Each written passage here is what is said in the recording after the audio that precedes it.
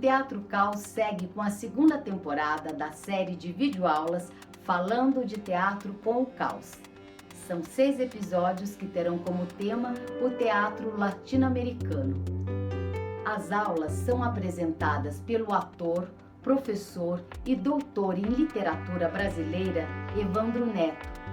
O programa é destinado a alunos do ensino médio interessados em teatro no geral. O episódio de hoje será sobre o teatro no México. Vamos analisar o teatro da Revolução, fazendo uma relação entre a Revolução Mexicana de 1910 e os gêneros como o chamado Tico e o teatro de revista. Se inscreva no nosso canal e ative o sininho para receber as notificações. E se gostar do conteúdo, dá uma curtida. Boa aula!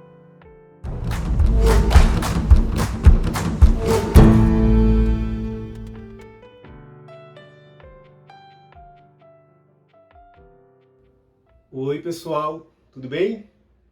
Voltamos então para a aula 3 do nosso Falando de Teatro com o Caos.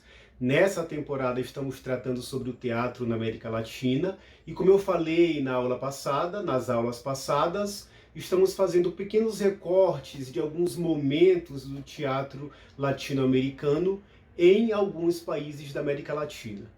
Na aula de hoje, então, vamos falar sobre o México, o teatro mexicano. E o recorte que eu escolhi para nos conduzir nessa aula é o teatro que foi feito, que foi produzido na época da Revolução Mexicana, lá no comecinho do século XX, 1910 até 1919, 1920. Então convido todos vocês para essa aula de hoje, em que vamos tratar desse período da história não somente artística, mas principalmente social do México, que é um dos períodos mais efervescentes da história dos países da América Latina. Mas o que foi essa Revolução Mexicana? A Revolução Mexicana de 1910 foi um movimento armado que tinha como objetivo formar um governo popular e reformista para acabar com as desigualdades sociais no México. Após um longo período de ditadura comandada por Porfirio Díaz, camponeses se rebelaram e, liderados pelos famosíssimos Emiliano Zapata e Pancho Villa, ou Pancho Villa, derrotaram o ditador, dando início em 1914 a um novo governo, sendo promulgada uma Constituição que garantiu direitos importantes à população. Com relação às expressões artísticas, a Revolução Mexicana, que proporcionou uma revitalização nacionalista em várias áreas da arte, afetou o teatro de forma peculiar. Durante as 3 primeiras décadas do século, a cena mexicana foi dominada pelo teatro de revista e pelo gênero Tico, que pode ser considerado como uma adaptação do Tico espanhol. Além disso, houve também a manifestação de alguns dramas românticos que se baseavam em modelos teatrais da antiga metrópole. Na aula de hoje, então, nós vamos concentrar a análise na abordagem panorâmica do teatro de revista e, com um pouco mais de detalhes, vamos falar sobre o gênero Tico.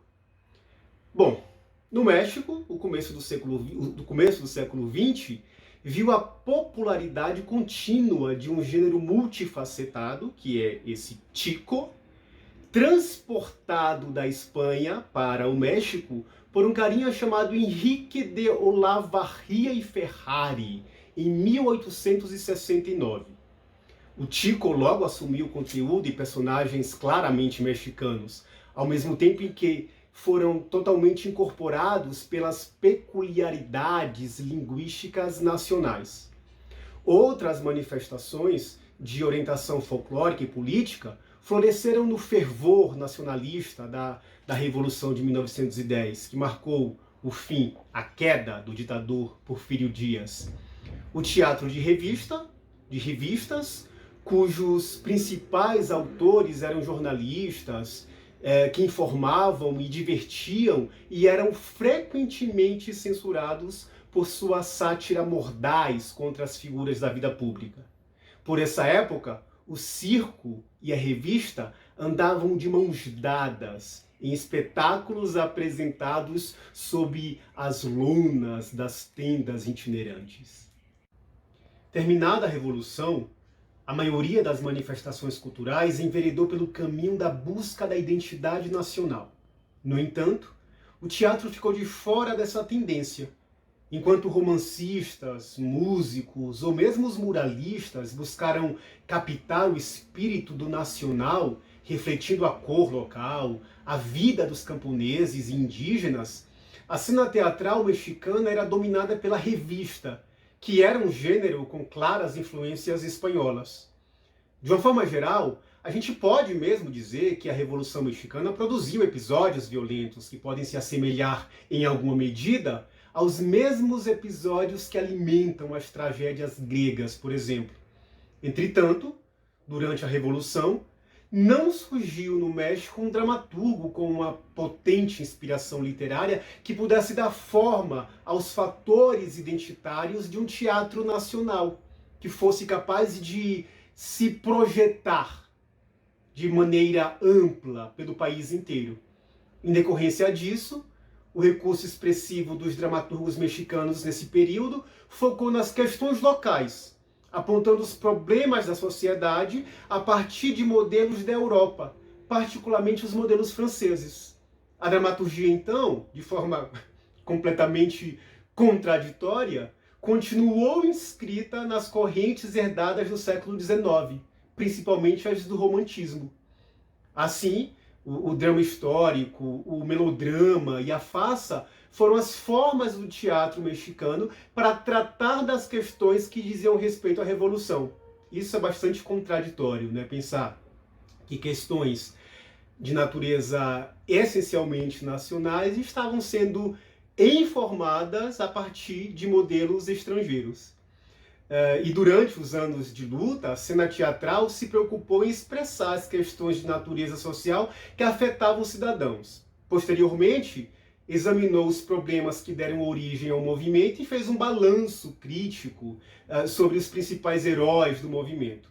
Do ponto de vista estético, a Revolução não apenas forneceu ao teatro inúmeros temas, como também fez com que os dramaturgos encontrassem novas formas, novas fórmulas para expressar a grandeza e a dignidade do homem. Ou o seu medo e a sua fragilidade também, né? Não somente as coisas positivas, mas também aquelas que podem ser consideradas de uma perspectiva negativa.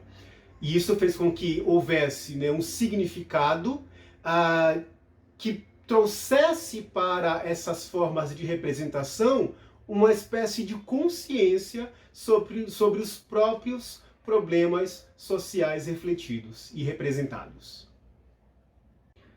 As revistas teatrais já eram bastante conhecidas do público desde antes, e depois da queda do governo autoritário do general Porfírio Dias, tiveram suas produções muito enriquecidas, graças à liberdade de expressão, que era muito restrita nos anos anteriores. Com relação ao conteúdo do teatro de revista, a política era o tema predominante, em uma posição claramente crítica à Revolução. Quase tudo o que era escrito era contrário à Revolução. Quase tudo tinha uma perspectiva claramente antirrevolucionária. Entre alguns dramaturgos que podem ser mencionados nesse período, os principais que a gente poderia citar aqui são Carlos Ortega e Francisco Benítez. O declínio do teatro de revista no México começa a partir da década de 1940, o ano em que termina o governo de Lázaro Cárdenas, que conseguiu consolidar algumas das mais importantes conquistas revolucionárias e com quem essas revistas foram completamente impiedosas. Sobre essas revistas, sobre o teatro de revista, alguns estudiosos afirmam que elas desapareceram sem deixar qualquer obra digna de ressurreição. Olha que interessante isso, né? No que diz respeito à qualidade do teatro. Isso é muito pesado, isso é muito forte. Mas enfim, não teremos tempo para debater essa questão aqui. E agora então, a gente já pode entrar no teatro Chico, né, nos Chicos, para já entrar na segunda parte da aula. Falando um pouco sobre o Chico, a respeito desse gênero, no final do século XIX e início do século XX, a Cidade do México já apresentava uma variedade considerável de atividades e entretenimento, público e privado. Assistir a bailes e espetáculos, portanto, ir ao circo e ver, né, participar ativamente dessa vida cultural, fazia parte do cotidiano dos mexicanos, sobretudo da capital, das pessoas que moravam ali na Cidade do México. A partir dessa cultura popular, surgiu um tipo de teatro que alcançou enorme popularidade. E estamos falando do teatro Chico, que foi uma derivação do teatro hispânico. O Chico consistia em sátiras políticas e sociais, acompanhadas sempre de música, e eram apresentadas em teatros e tendas, ou as tiendas.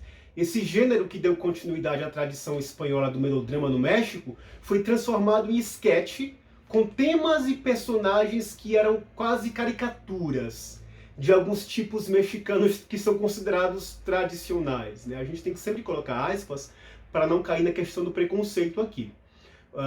E entre esses tipos caricatos estavam o bêbado, o policial tolo e abusivo, a prostituta, o cínico espirituoso, o índio ladino e, né, entre outros tipos também. Ao mesmo tempo, a língua nacional começou a ser incorporada como parte frequente dessas apresentações. A popularização do Chico foi muito importante porque permitiu a revitalização do discurso popular, a flexibilização da linguagem por meio da presença da malandragem e a criação de uma nova linguagem urbana, o que também pressionou o teatro mexicano a abandonar as encenações baseadas no espanhol como linguagem. Naturalmente, isso chocou a parcela elitizada da população, que considerou a linguagem utilizada no Chico como obscena, profana, inadequada, imprópria, e essas coisas todas que são muito comuns em qualquer sociedade, né, em qualquer país. As tendas onde essas sátiras eram comumente realizadas eram recintos onde a quarta parede que separava o ator do público era quebrada para estabelecer um diálogo improvisado com a personagem no palco. Uma das características mais interessantes do Chico, nesse sentido, é que pela primeira vez nos teatros e nas tendas, onde havia apresentações, as diversas classes sociais se encontravam. Então ali estavam presentes os burocratas, os funcionários públicos, os intelectuais, os soldados, os trabalhadores. Isso foi bastante interessante. E isso acontecia porque, geralmente, de uma forma bastante genérica, os preços, os ingressos, eram muito acessíveis, eram preços muito baixos, então permitia que várias classes sociais tivessem acesso a essas apresentações. A mudança linguística nas formas de representação provocada pelo Chico trouxe consigo uma profunda identificação com as camadas populares, não acostumadas a ver a sua própria realidade representada no espetáculo teatral. Isso também é bacana, né? Pensar que uma vez que o teatro começa a popularizar também a linguagem, as pessoas que antes estavam expurgadas, alijadas, excluídas desse ambiente teatral, começam a se sentir representadas, começam a se enxergar nessa forma de apresentação artística. Nesse sentido, o Chico tem uma conotação bastante democrática, porque além de estar representando trabalhadores, também é visto por trabalhadores. De um ponto de vista estético, então, o Chico se dedica a representações de tipos populares. O índio ladino, o fazendeiro, os trabalhadores domésticos, etc. A encenação pode ser considerada uma experimentação artística que surge a partir de improvisações e criações de acordo com o gosto do público. Assim, pode-se dizer que o Chico guardava profundas relações com as massas. predominando em regiões dominadas pela cultura oral, pela oralidade, acostumadas com as piadinhas políticas, canções, arte popular, enfim. Inclusive, uma pesquisadora chamada Ruth Yasmin Gabriela informa que o teatro tico é essencial para a nova sociedade que derivou da Revolução Mexicana, com seus novos generais, novos políticos, novos intelectuais, latifundiários e até mesmo os ex-porfirianos, né? Essa nova sociedade que derivou desse importante evento, dessa importante manifestação de revolução, de reação, que foi a Revolução Mexicana. E já aqui caminhando para o fim da nossa aula de hoje, acho que vale a pena falar rapidamente também sobre os grupos teatrais que surgiram depois da Revolução, quando a Revolução já estava concretizada.